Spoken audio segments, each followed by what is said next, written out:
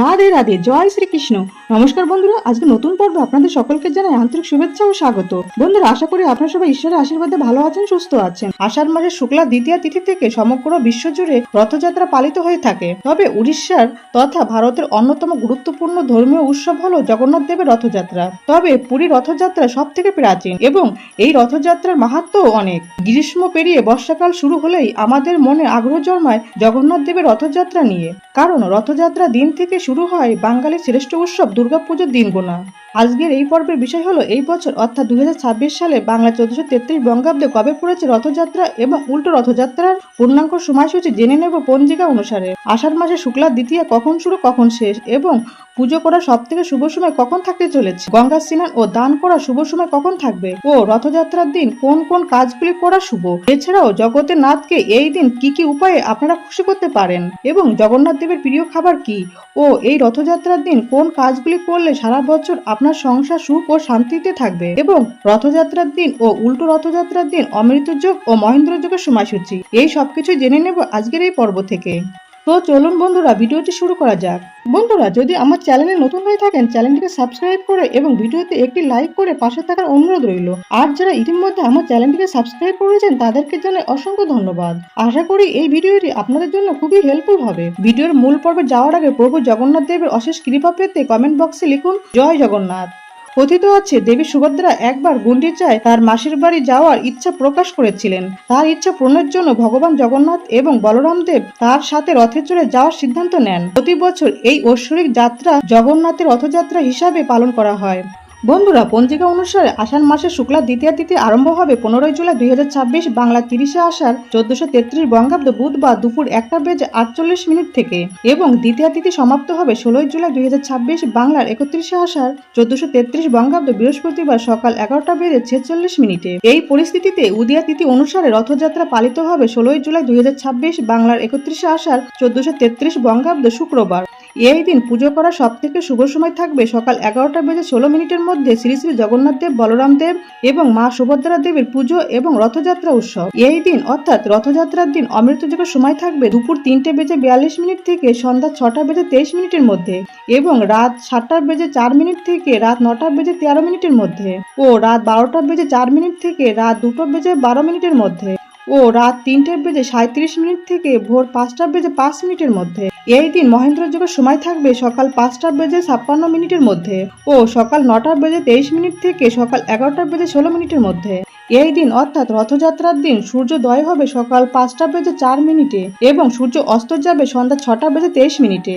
এই দিন অর্থাৎ রথযাত্রার দিন গঙ্গা স্নান ও দান করা সব থেকে শুভ সময় থাকবে সূর্যোদয় থেকে সকাল 9:23 মধ্যে গঙ্গা স্নান ও দান আদি। পুরীতে রথযাত্রার প্রস্তুতিও শুরু হয় রথযাত্রা 3 মাস আগে থেকে। এই রথযাত্রায় 3 জনের রথ বের হয়, জগন্নাথ দেব, বলরাম দেব এবং সুভদ্রা দেবীর। প্রথমে বের হয় শ্রী বলরাম দেবের রথ। বলরাম দেবের রথের পর যেটি বেরোয় সেটি হলো সুভদ্রা দেবীর রথ।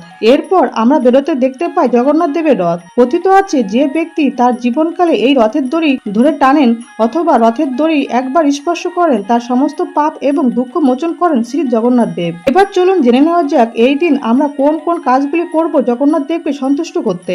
এই দিন বৃক্ষরোপণ করা অত্যন্ত শুভ কাজ। এছাড়াও দুস্থ ও দরিদ্র মানুষকে আপনাদের সাধ্যমতো কিছু না কিছু দান করতে পারেন। পশুদের খাদ্যদ্রব্য দান করতে পারেন। এই দিন অবশ্যই জগন্নাথ দেব, বলরাম দেব ও সুভদ্রা দেবীকে পুজো করবেন। শ্বেত চন্দনের টিকা দিতে হবে। সাদা ফুল ও হলুদ রঙের ফুল অর্পণ করবেন। পারলে হলুদ ফুলের মালা বা সাদা ফুলের মালা জগন্নাথ দেব, বলরাম দেব ও সুভদ্রা দেবীকে অর্পণ করতে পারেন। জগন্নাথ দেব, বলরাম দেব ও সুভদ্রা দেবীর মাসির বাড়ি থেকে জগন্নাথ মন্দিরে ফেরার পালা অর্থাৎ উল্টো রথযাত্রা। তো চলুন বন্ধুরা, এবার জেনে নেওয়া যাক 2026 সালে 1433 বঙ্গাব্দে উল্টো রথযাত্রার পূর্ণাঙ্গ সময়সূচি। 2026 সালে 1433 বঙ্গাব্দে উল্টো রথযাত্রা অনুষ্ঠিত হবে 24 জুলাই 2026 বাংলার 7 শ্রাবণ 1433 বঙ্গাব্দ শুক্রবার।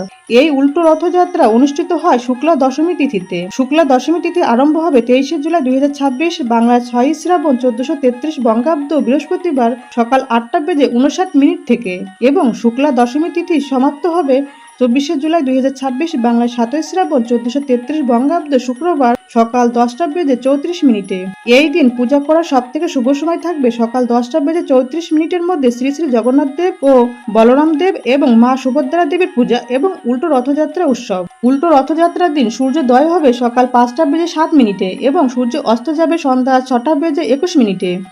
এই দিন গঙ্গা স্নান ও দান করা শুভ সময় থাকবে সূর্যোদয় থেকে সকাল 8:44 মধ্যে গঙ্গা স্নান ও দান আদি। এই দিন অমৃত যোগের সময় থাকবে সকাল 6:51 মধ্যে ও সকাল 7:44 থেকে সকাল 10:23 মধ্যে এবং দুপুর 1:02 থেকে দুপুর 2:49 মধ্যে। বিকাল 4:35 থেকে সন্ধ্যা 6:21 মধ্যে, রাত 7:47 থেকে রাত 9:13 মধ্যে এবং রাত 2:56 থেকে রাত 3:39 মধ্যে। এই দিন মহেন্দ্র যোগের সময় থাকবে রাত 10:38 থেকে রাত 11:21 মধ্যে ও রাত 3:39 থেকে ভোর 5:07 মধ্যে। কথাই বলে রথ টানলে দুর্গা আসেন। রথের দিনেই পাড়ায় পাড়ায় বিভিন্ন দুর্গা পূজার মণ্ডপে মণ্ডপে খুঁটি পূজা শুরু হয়ে যায়। রথ হলো উড়িষ্যা সহ গোটা দেশের শ্রেষ্ঠ ধর্মীয় ও সামাজিক উৎসব। আমাদের রাজ্যেও রথযাত্রা নিয়ে সাধারণ মানুষের মধ্যে যথেষ্ট আগ্রহ ও উন্মাদনা লক্ষ্য করা যায়। আষাঢ় মাসের শুক্লাপক্ষের দ্বিতীয়া তিথিতে রথযাত্রা হয় আর আষাঢ় মাসের শুক্লা দশমীতে হয় উল্টো রথযাত্রা। পুরীর মন্দিরে রত্নবেদী থেকে নেমে রথযাত্রার দিন রথে করে নগর পরিক্রমা করেন প্রভু জগন্নাথ, বলরাম ও মা সুভদ্রা। তারপর মাসি গুন্ডিচার বাড়ি যান তারা। সেখানে এক সপ্তাহ কাটিয়ে আবার পুরীর মন্দিরে ফিরে আসেন তিন ভাই বোন। মাসির বাড়ি থেকে মন্দিরে এই ফেরার যাত্রাকে বলা হয় উল্টো রথযাত্রা। জগন্নাথ দেব, বলরাম দেব ও সুভদ্রা দেবীর রথ তৈরি হয় নিম কাঠ দিয়ে। জগন্নাথ দেবের রথের নাম নন্দীঘোষ, যা গরুধ্বজ নামেও পরিচিত, ও দড়ির নাম শঙ্খচূড় নাগ। এটি শক্তি ও শ্রীকৃষ্ণের দিব্য পীতাম্বর ও মহাজাগতিক আনন্দের প্রতীক।